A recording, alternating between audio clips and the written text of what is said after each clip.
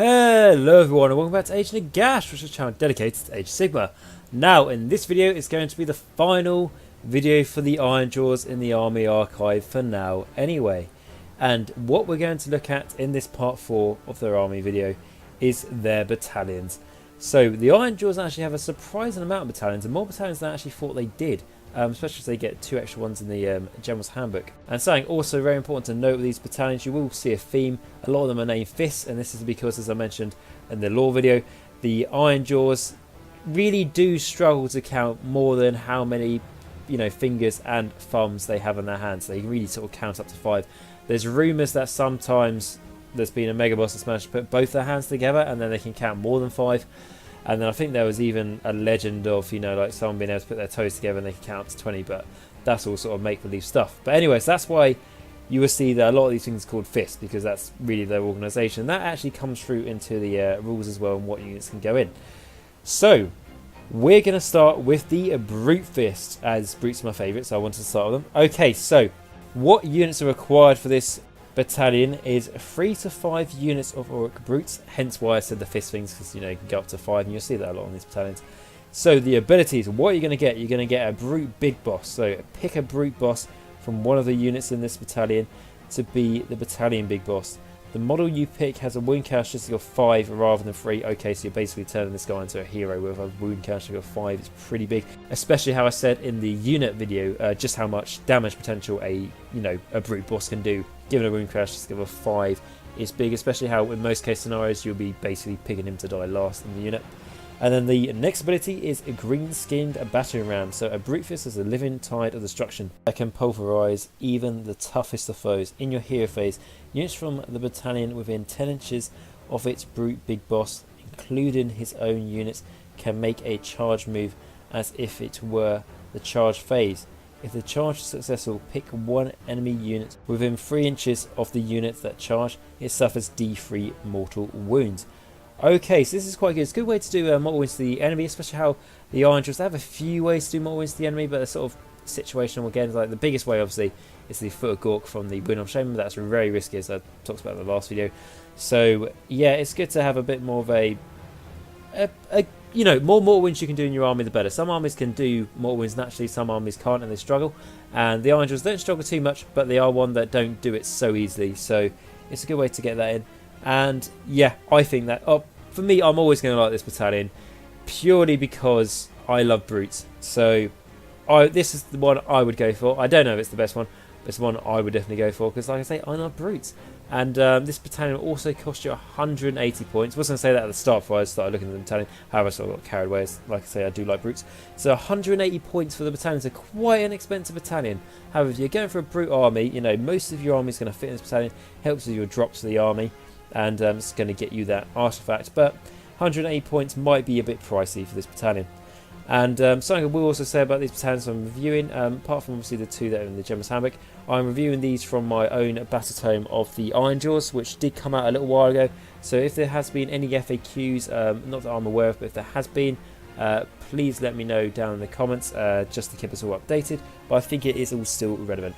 Okay, and then going on to the next battalion, we have the gorefist. So this is one that's quite popular a lot. It's the one that I've sort of been seeing around in tournaments, and essentially what it is, it's your Gorgrunter battalion. And what the units that are required for this battalion are just 3 to 5 units of Gorgrunters. The abilities you get is the Gorgrunter big boss. So pick one of your Gorgrunter boss from one of the units in this battalion to be the battalion's big boss. The model you pick has a wound characteristic of 7 rather than 5. Okay, so that makes this guy very tough, doesn't it? I mean, a wound characteristic of 7. Just trying to think, that's 1 wound less than my Vargolf. That's pretty good, especially in a unit. Like I say, you'll be choosing where the damage comes from a lot of the time and be picking off, basically making sure he goes last, when the unit gets destroyed. So you're staying alive for a long time. And then the next ability is what people do take this for, which is the Gorgrunter formation. So Gorgrunter's big boss often come up with the cunning formations like the tusk of Gorks or the snorting snout spear. You can tell your opponent that this battalion is in such a formation when you set it up. If all of the units are within 10 inches of the big boss unit, the formation allows all of the units in the battalion to make a move of 15 inches in the hero phase. of their first turn. The move is made as if it were the movement phase, except that the units cannot run. It does not stop the units from moving again, normally later in the turn.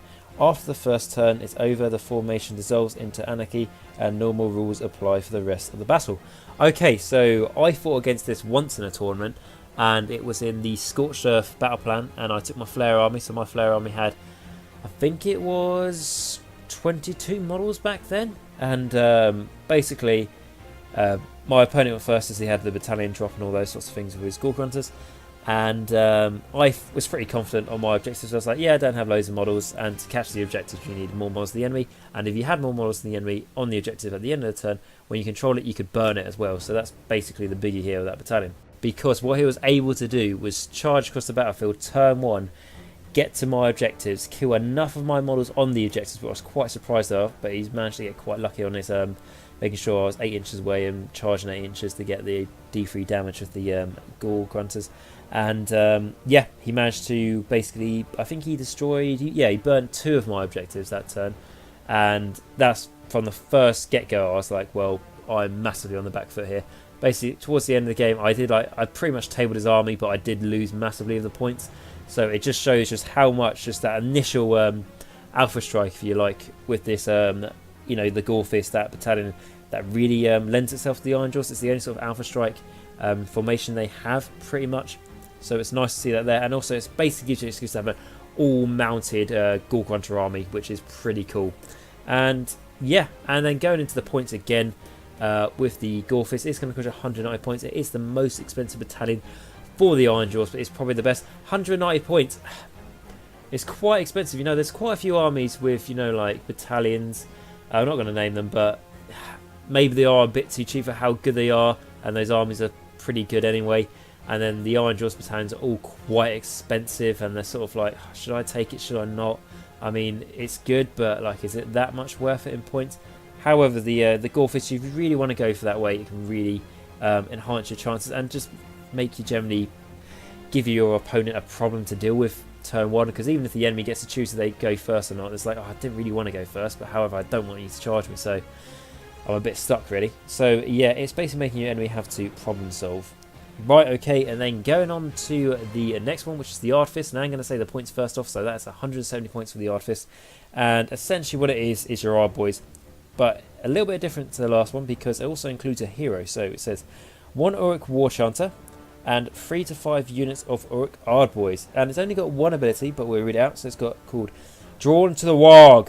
The intoxicating beat drummed out by an Uruk War Chanter draws many ardboyz out of the Badlands. If the battalion's War Chanter is still alive in your hero phase, you can replace any units from the battalion that have been wiped out. The replenishment unit is identical to the unit that was destroyed and must be set up with all models within 6 inches of the edge of the battlefield and more than 6 inches from any enemy units. Within these restrictions, it must be deployed as close to the battalion's War Chanter as possible. This counts as the unit's move for the following movement phase. Okay, so I'm a bit unsure on this one because purely on the fact of, does this cost you points to be able to reinforce these units? You know, being able to bring these units back, does that cost you points? You know, army building points to do, or is it like you know, the Legions of Nagash ability where they can, you know, basically resurrect a new unit? It does cost them a command point, but however, it doesn't cost you a command point because it's in this battalion rules. So if, as I say, I'm unsure on this one. So basically, if it costs you points, it's not good at all, in my own personal opinion. However, if it is free to bring back these units, I think it's really good. Especially with the Ironjawz, how, you know, they're not the most model-heavy army out there. You know, they don't have the most models on the boards, but the ardboyz are, you know, like their most numerous unit. So being able to bring them back, and especially towards the end of the game as well, if you can keep your War Chanter safe, and, you know, with the lookout serval and the change the shooting, that's easier to do. Yeah, then like towards the end of the game, like, you know, turn 4 or something like that, not turn 5 because it's basically too late, but like turn 4, being able to bring on an extra unit to take an objective or just stand on an objective or something just to give you the points, really does make a difference. So yeah, I do think this battalion is either two ways. I'm sure one of you guys can tell me if it costs you points or not. If you could, please let me know that down in the comments. I apologise, like I say, I don't know, but I don't like play Ironjawz at the moment, so, you know, I haven't needed to sort of know this essentially. I haven't been running this list, so it would be great to hear that, as I think this could be a really good battalion. That's the case, and I don't really see that many people playing it, so yeah, it could be an interesting one.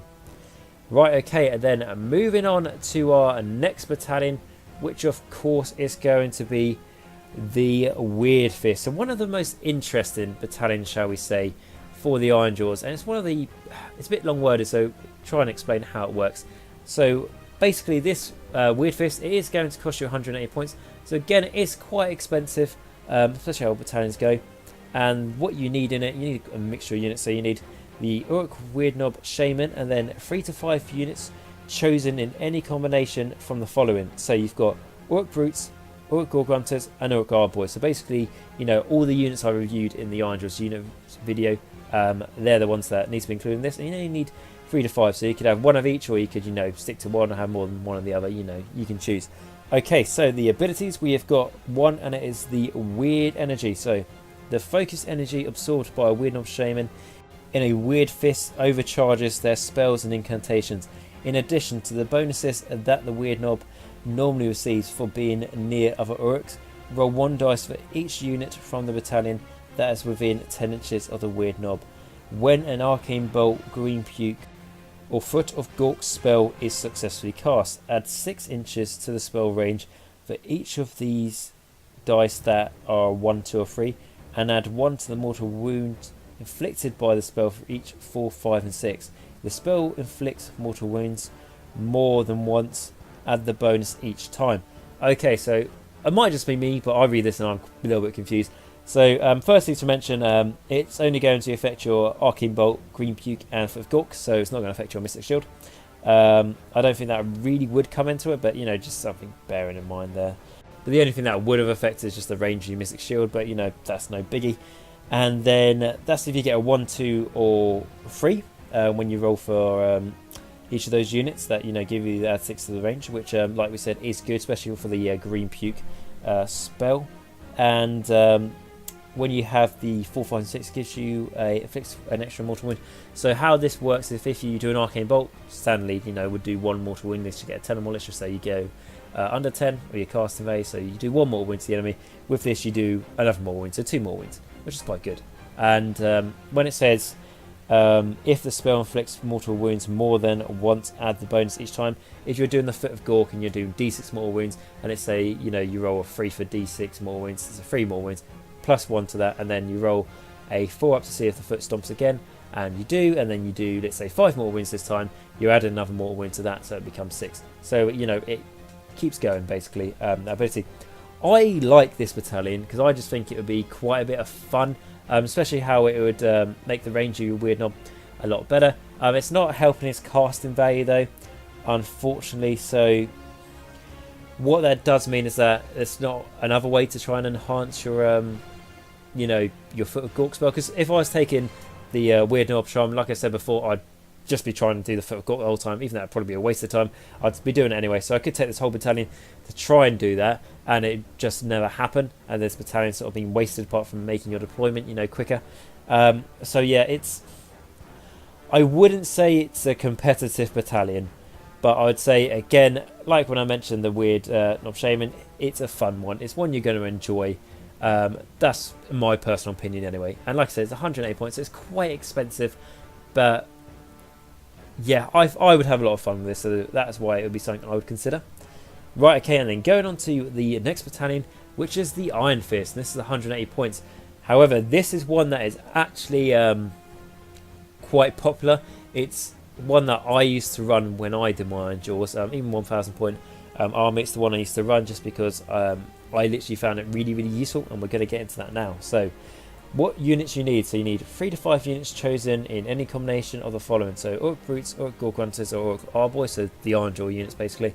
The abilities you get is the Iron Fist Big Boss. So pick a Brute Boss or Gorgrunter Boss from this battalion to be the Big Boss, and add 2 to the wounds characteristics. Okay, so basically the same of what we saw in the Brute Fist and the Gore Fist. You're getting that, you know, you're picking one of these guys and he's becoming a beefed up version of a normal version. Okay, so and then going on to the next ability, which is the one why we like it. It's called Here We Go, Here We Go, Here We Go. And what it says is urged on by their big boss. The mobs in this battalion are forever rushing forward to get stuck into the fight. As long as the battalion's big boss has not been slain in your hero phase, each unit in the battalion can move d6, roll separately for each unit, and then make it move in the same manner as if it were the movement phase, except the unit cannot run. Okay, so the lovely thing about this is also your big boss has to be alive, but you don't have to be in range of him, so every unit can work basically independently, and they get an extra d6 inches to their movement, which, like I said, with the Ironjawz, their weakest part, one of their weakest parts, I'd say, is the movement factor. That most of it is really quite poor. However, with this, like I said, if I was taking brutes, movement 4, not good. With this, they're getting an extra d6 movement, which, you know, sometimes is amazing, sometimes meant that they could move like, you know, like 10 inches in a turn and then charge, you know, if you get really lucky, obviously. And then, you know, like on average, you know, like let's say they roll the d6 and they get a 3, well, now they're moving 7 inches rather than 4, which is a huge difference. And your gorefist just makes them super fast. This used to be brilliant with the first Destruction Ground Alliance, what's it, the battle trait, which basically gave you another one of these. However, that's not the case anymore. But it's, you know, it can be, but it's a bit harder to do. However, with this, the here we go is, I think it's really good. It gives the Ironjawz what they need. It might sound a bit boring because it's just movement compared to, you know, doing mortal wounds and all those sorts of things, but it's really is useful, and I can't, you know, apprehend enough just how important it is to have good movement in your army. Like, yeah, some armies aren't good at movement like these guys, but like I said, in tournaments when I've been to that, it's just makes so much of a difference towards the end of the game, especially just having that extra couple inches or something like that on your movement characteristic, just so you can get in range of that objective to take it and get you that extra, you know, like victory point over your enemy, which makes a difference between you losing or getting a major victory. It's really is important. So yes, I think this is overall this is my favourite battalion. Definitely, it's one I would take. Like I say, I like the brute fist, but this, like, if I put my serious hat on, if you like, I would take the iron fist. It's one that I've seen quite a few people take as well, just because of sheerly just how passively good that bonus is, shall we say. Okay, and then going on to the next one, which is the last one in the Ironjawz battle tome, and it's also a collection one, so I'll go over it quite quickly because it's only going to be made in, like, you know, like, I don't know, what, 4,000 point games or something like that, at least, which is the Ironjawz Brawl. So it says what you need is 1 Orc Megaboss or Orc Megaboss or more Crusher, 1 Orc Warch Hunter, 1 Orc Weirdfist Shaman, 5 battalions chosen in any combination from the following list, so Brute Fist, Gorefist, Ardfist and Weirdfist, and then the Iron Fist. And then the abilities, so you get a command ability, which is Big Warg, which the Megaboss that leads a brawl is able to channel and direct the Warg energy generated by the War Chanters and Weirdfist Shamans directly to their big bosses. To represent this, if a Megaboss of an Ironjawz Brawl is within 10 inches of a War Chanter and a Weirdfist Shaman from the battalion in the hero phase, and then the Megaboss can use the Big Warg command ability. Okay, so then it tells us what the Big Warg ability is. So it says, when a Megaboss calls a Big Warg, all units from the brawl that are within 15 inches of the Megaboss at the start of the following combat phase make 2 extra attacks with each of their melee weapons. Any units that don't receive this bonus, but which are within 10 inches of the Big Boss from the brawl, make 1 extra attack instead with each of their melee weapons. Okay, so yeah, it's obviously good, you know, it's a good bonus and stuff. Not going to say anything bad about it. However, it's for a massive, you know, apocalyptic size games basically. So yeah, if you've got an Ironjawz collection that size and you're having a game that big, try and fit yourself in this battalion, as it would. Number one, it would be cool to do, and like lore cool and all that sort of thing. And then, you know, also you're just getting a good bonus. So yeah, that's all I'm really going to say about that. Right, okay, and then that is all the battalions in the Ironjawz battle tome. However, we do have 2 more in the General's Handbook 2018. And if you have got the General's Handbook 2018, which I strongly recommend you do, the lovely thing about it is literally the last 2 pages. Like the second battalion they've got, called the Bloodtooths, is actually on the back page. So yeah, really easy to find, especially if you've taken them to, you know, a game. You need to double check the rules. They're really super easy. Right, okay, and then going on to the first one I'm going to look at, and this is the Iron Sons. And basically how these battalions work is that they're essentially based off the like the 2 named factions within the Ironjawz. When I say the name factions, I mean like the two name, like, you know, war clans, like the biggest ones. There are other ones, but these two are the biggest. So they've got their own battalions, which is quite cool. So the first one is the Iron Sons, and the organisation is 1 Megaboss and More Crusher, which is Dakbad Grot Kicker, and this is basically the name of the leader of the Iron Sons. Then 1 Iron Fist Battalion. It says it must contain 5 units, and then it also says an Iron Sons Battalion may also contain 0 to 4 Warscroll battalions chosen from Brutefist, Gorefist, Ardfist, Ironfist, and any number of additional Ironjawz units. It also says if an Iron Sons battalion contains the maximum number of battalions, it gains the big Warg ability from the Brawl Warscroll battalion in the Battalion Ironjawz, which we just looked at. So it's a big battalion. You know, this is going to be your whole army in a 2,000. You can do it in 2,000 points, but it's going. Yeah, essentially, it's going to be whole army. It's going to be based around this. Well, it's not always a bad thing, but let's see what it does. So it says Dakbad's Cunning. So roll a dice after setup is complete, but before the battle begins. On a free up, subtract 1 from hit rolls from enemy units in the first battle round. Okay, so that's really good. It's on a free up, so yeah, that's quite. You know, it sounds easy, but the amount of times you get 1s and 2s will really annoy you. But yeah, that's, if you get it, that's really, really good, because it's not just you know, shooting, which the first one comes to mind. It's also combat. If the enemy's got an alpha strike list, this is really going to sort of ruin their plans. But if this was against my flare army that do mortal wounds and 6s to hit, and then make like 4 attacks each, and I'm chucking buckets of dice to you, I haven't really got a way to give me pluses to hit, so you're just going to negate all of that basically. And then the next ability is Dakbad's Bastion. So for the purpose of his strength from victories abilities, Dakbad Grot Kicker counts as already having slain an enemy hero when the battle starts with the weapon of your choice from those listed on his war scroll. So this is going back to when we looked at the More Crusher, and it says, you know, when he basically strengthens victories and he kills an enemy hero, the weapon he killed that hero with, he gets an extra attack fit, and he actually gets 1 extra wound for that model instead.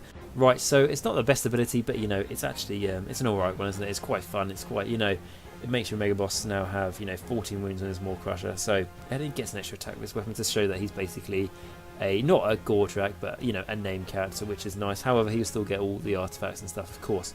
So looking at this battalion, like I say, it also is going to cost you 120 points, so it is actually a cheap battalion, you know, especially compared to the others. So it's not like, oh, this is 200 points and you have to fit your whole army. It's like really hard. You know, it is doable. It is 120 points, so it's a cheap battalion. The abilities you get, one of them, you know, the just strength and victories, making More Crusher a bit better, is it's not worth taking the battalion for. But the subtract 1 to enemy hit rolls in the first battle round is really good, but as long as you can get it off, which obviously is going to depend on luck. And you can make your army a one-drop army of this easily, but because the Ironfist battalion must contain 5 units, how I feel like when I take units, unless they are just purely for battle lines, so just go, right, you're either going to just sit on my back objective, or you're just going to bubble out my more important unit. How I feel with my other units, like if I take Cryptosaurs or something, I will take them in the maximum size. I will take 12 of them, or you know, at least 9. I don't like see much, like if I was taking brutes, I wouldn't see much point in taking 5 of them. Like a 2,000 point army, I'd want to take units of 10, if not more. And that's the same like you know, everything. I just don't really see the point in taking minimum-sized units, which you might have to do with the taking 5 units in the Iron Fist battalion. It's going to restrict you a little bit, but not too much. You'll be able to max size on some of them. And also how I painted up my Ironjawz with the Iron Sun, so I would go for this anyway, just for lore reasons. Right, okay, and then going on to the next Warscroll battalion, which is the Bloodtooth, and this is again 120 points, so nice and cheap. And what you need is a 1 Megaboss and More Crusher. So this is a Zokbak, the Realm Ripper, which is obviously the leader of the Bloodtooth. And then you need 1 Iron Fist battalion, and it must contain 5 units.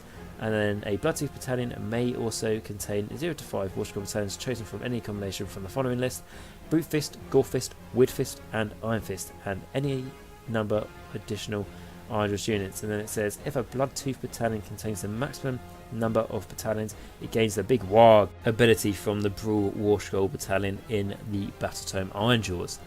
Right, okay, and then what battalions do you get? So firstly, just talking about the organisation, it's exactly the same as what the last one was. So going on to the abilities, it has the Hunt and Crush. Add 1 to the run and charge rolls for units in the Bloodtooth battalion.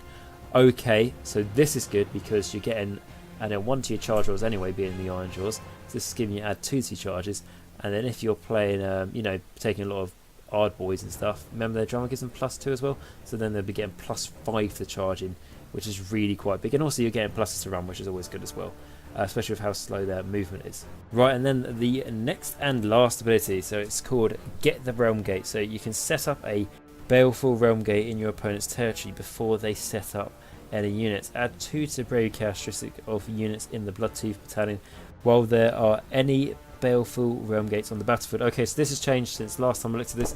The last I looked at this, I think it was the last General's Handbook, when I had the Ironjawz, and essentially what it was before is basically there's just a realm gate there, and that just opened up different options and stuff, but because it's in your opponent's territory, it wasn't that good, you know. But this, giving you an extra 2 to your bravery characteristic, I love the idea of my brutes now having bravery 8. I think that's really, really good. And yeah, I'm pretty much sold on that ability. And like I said, this is 120 points this battalion, and it's basically going to be whole army. However, I think this is better than the Iron Suns one, and it does pain me to say that, as my Ironjawz are painted up as the Iron Suns. So I would really struggle to try and take them as the Bloodtooths. However, I just feel like there's no question about it, the 2 abilities you get in the Bloodtooth battalion just army abilities, compared to one of them, the Iron Suns battalion, just being for your you know, your general, your Mega Boss and Wall Crusher. And yeah, I've always, and I say this all the time, I'm pretty much always about army abilities, just to boost your army rather than try and like make one thing in your army a death machine or a Death Star, whatever it's called. Just because I think it's really your whole, to win games, it's not just about having one super strong model in your army or super strong unit. Your whole army has to have a purpose, and being able to enhance your whole army really can be the difference between you losing and winning against certain matchups. Okay, so that is the last battalion for the Ironjawz. So like I said, they've got quite a few battalions, you know. Not too bad, you know, they've got 8 battalions. Yeah, you know, one of them is like one for a 4,000 point game, and then there's 2 that are like your whole army, and then the other, you know, ones are sort of just sit in between. But they've got quite a few battalions, especially compared to a lot of armies that are out there. And yeah, some of them are definitely viable. They're not all terrible, and definitely worth having a look. So I hope you've enjoyed this little you know, look into these battalions we've looked at, sort of thinking like, wow, they'd be good for this, that and the other. And if you have enjoyed it, please like, subscribe and comment down below, as that does amazingly help me. It encourages me to keep on doing more videos, and it really shows me what you guys want to see. So like I say, guys, I hope you've enjoyed this video. If you play Ironjawz and there's a few questions that I asked during the video, if you know the answers to, please let me know down in the comments. I've seen some of you guys have been doing that lately, and I greatly appreciate that. You know, if I say to you guys, please let me know this, it's because, you know, I probably don't know the answer to it, so I want to make sure that I'm telling people who don't know the answer as well the correct information, if you see what I mean. So yes, please let me know down in the comments. And also, if you play the Ironjawz, let me know what sort of tactics you have, what battalions you take. It'll be really great to hear. And this is also going to end the series for the Ironjawz, as I said at the start of the video, until they get an update or something else comes along the lines for them. So I have enjoyed making the Ironjawz series for the Army Archive. It's been really quite fun, as it's an army that I do take seriously, but I just take as, you know, an army just for a barrel arse and a load of fun. You know, there's nothing wrong with an army just runs up to the enemy and just smacks them repeatedly in the face. So yeah, I have really enjoyed doing this, and there hasn't really been a unit I don't like in the army particularly. There's just some units that I prefer more than others, mainly brutes and mega bosses and the Win or Shaman. And so yeah, that's pretty much it. And then, like, if you have to start the army, I'd say start collecting boxes. Obviously the cheapest way to do it. Like I said, for your heroes and all those sorts of things, have a look online. You might be able to get a good price for them on things like eBay and like buy and sell groups on Facebook and all those sorts of things. Always definitely worth having a check. I do definitely support, you know, like my local games workshop and all that sort of things. The amount of thousands of pounds I've spent in there over the last few years. However, you know, if you can get yourself a really good deal, do it, definitely. And if you want to go for a brute army, as obviously you've got the ardboyz and gorefist to start collecting box, but no brutes. There's no like box set that I'm aware, like a bundle box set that includes brutes. That have been in the past, so again, check them up on like eBay or online, guys, essentially, to see if someone might have one of these box sets, and I don't really have any use for it, so they'll probably be selling the brutes for cheap.